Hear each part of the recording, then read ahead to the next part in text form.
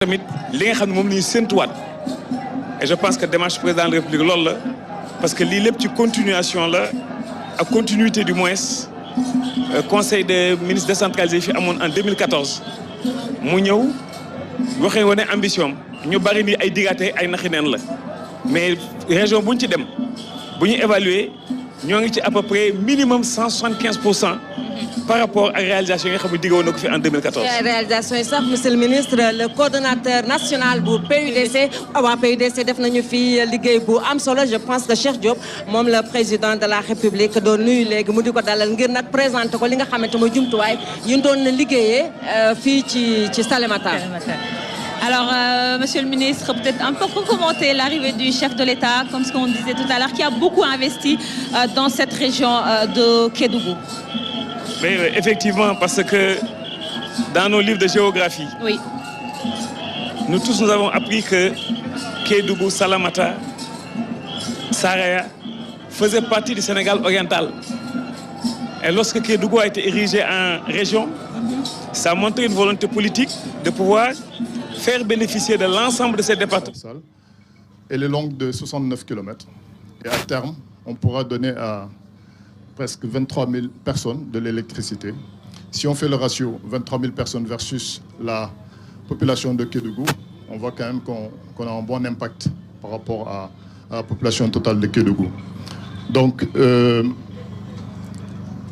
s'il vous plaît, sur la carte, si après vous voyez que nous partons de Bandafassi, traversons donc Ibel. Ibel, dans la première phase, nous avons construit une centrale solaire.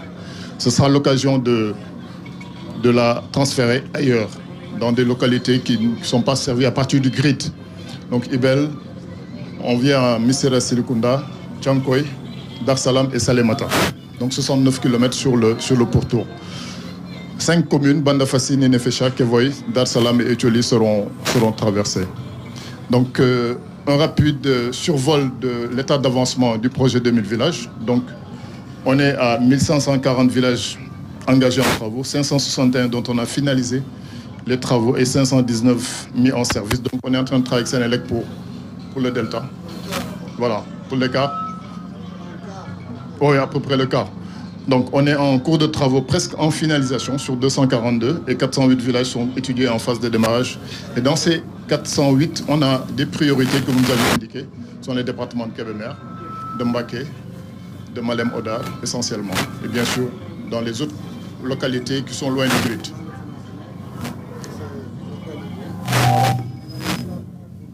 Oui, on a le financement, mais on a besoin d'un petit push pour aller plus vite. Voilà, parce que, voilà. Le problème des avis de non-objection avec la BAT, ça c'est beaucoup plus sur les centrales solaires dans les localités qui sont off-grid. Donc si vous permettez, on va projeter un petit film de quelques 2 minutes avant de passer à la manipulation. Béni, s'il te plaît.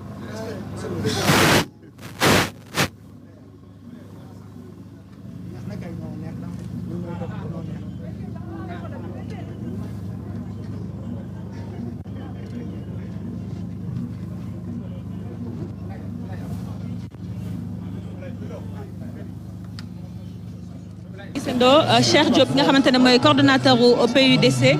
Ce sera sur le photo avec la dame madame Aya Ndiaye. Voilà. Le PUDC à Kédougou. Oui, le PUDC depuis le début. On passe à la manip pour...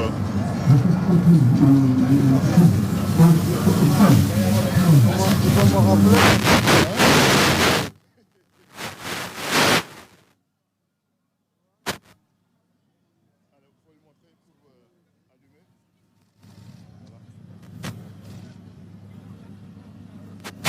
Il y a la flèche.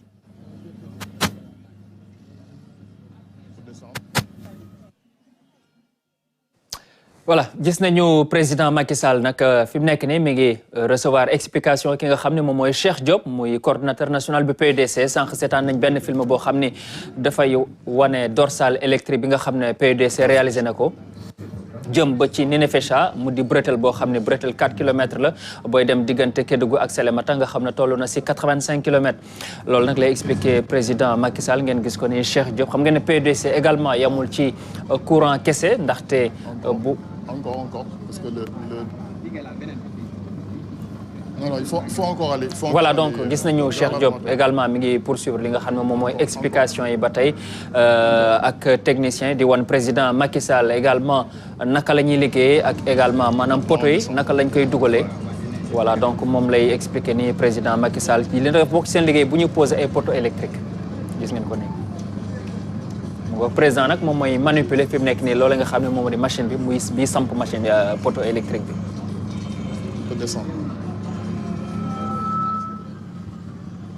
Voilà, gis ngeen ko ak technicien yi nii di indiquer président Macky Sall ne ko fi mu jàpp foofu la baax na également manipulation bi baax na nii nag la ñuy sampee poteau électrique li xam ngeen ne liggéey bu xarañte la te également mu laaj minutie ak te ak maanaam nga xam ne du am benn erreur ndaxte c'est des poteaux yoo xam ne ça pèse extrêmement lourd li nag mu di liggéeyu PDC nga xam ne dafay xëcc courant andi ndox mi également defar ay pistes de production ndaxte bu xoolee à côté ci tali boobu nga xam ne defar nañ ko am na ay pistes de production yoo xam ne toll na ci buñ koy xamee 95 kilomètres de piste de production nga xam ne fu mu jaar bari na ndaxte route principale bi nag nga xam ne mooy route Kédougou Salémata bi dafa bokk ci corridor Dakar Bamako par le sud nga xam ne dafay désenclaver réew yi ci mel ni Guinée ak Mali nga xam ne ñoom daf leen di désenclavé nga xam ne dañuy jaar ci partie boobu la donc loolee am na solo nga xam ne dafa am ay piste de production yoo xam ne bu ñu jógee ci piste yi mooy tax ñu am connexion ak réseau routier tali bi nga xam ne defar nañ ko également ak yeneen route ci mel ni Bandafassi Dindéfelo ci yeneen beneen wàll bi donc gis ngeen ko ni président Macky Sall terminé manipulation bi samp nañu poto bi nii nag la ñuy posé poto yi nga xam ne moom la ñuy defaree courant bi voilà mu ngi nii. Quand vous placez là, monsieur le président, vous voyez. Il faut être aligné avec les autres. C'est à l'œil nu. Et puis il y a quelqu'un qui est de l'autre côté qui va nous guider. Vraiment le pôle.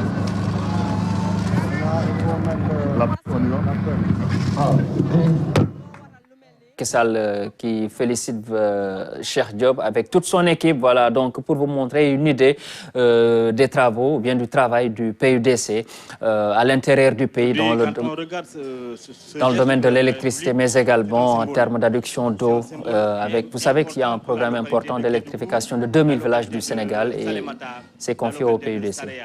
Ces localités, dans un temps très récent et ancien, n'avaient pas d'électricité. Et donc si aujourd'hui on a une dorsale qui va couvrir 2000 villages, qui va fournir de l'électricité dans ces 2000 villages, on ne fait que se réjouir aujourd'hui. Parce que l'électricité, c'est également une panoplie d'activités qui peuvent être développées derrière. Ce n'est pas seulement le courant qui va être fourni en lumière, il y a aussi des chaînes de valeur qu'on peut vraiment utiliser, qu'on peut exploiter à travers cette électricité. Et je pense que Salémata, Kédougou et le département Saraya sont aujourd'hui vraiment dans une phase nouvelle. Une nouvelle ère qui s'ouvre dans ces localités. On ne va pas cesser de le remercier, on ne va pas cesser de le dire. C'est une nouvelle ère qui s'ouvre et bien pour les localités qui sont fournies. Donc, on veut dire que cette dorsale électrique va être une aubaine pour les populations kédouvaines. Oui, Jean-Baptiste, peut-être revenir un peu dans tout ça en poulard, peut-être. Il est 100 pour de long, haranon ko fait affaire au courant, mais un hebadon Kédougou, un hebadon Salémata, un hebadon Saraya.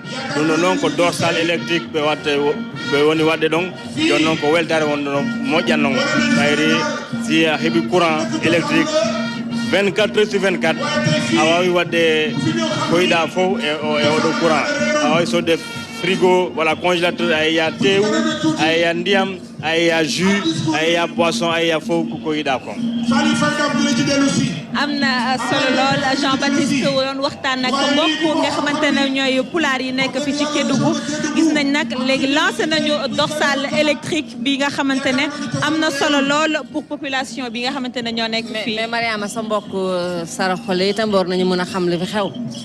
loolu am na solo donc Maremou Soninko Khady Wari président Macky Sall accompagné ado Cheikh Diop Kébégué du coordonnateur PUDC do ministre Antoine Diome et di dorsal électrique Kédougou Salamata parce que kekilendi kile khoreña na courant lay na lampankumu kenga ay ta yere taxen lingondini Kédougou ko keñani a suubagulenki na président Macky Sall nawari agadi golle khorebe deberi ke debe khorebe gani Kédougou kon nag président de la République Mariama ba nga xamante ne wane nañ ko lu ñuy jëfandikoo jumtuwaayu PUDC mi ngi noonu di leen nuyu liggéeykat yi nga xam ñoom ñooy liggéey ak coordonnateur national ci PUDC buñ ci toppee nag président dina agsi ci cérémonie bi nga xamante ni lépp luy cosaan ak aada ci diwaanu Kédougou génn na tey fi nga xamante ni suñu mbokk Bassari yi suñu mbokk Bédik yi ñoom ñëpp génn nañu ngir wane seen mbégte ci président de la République Macky Sall.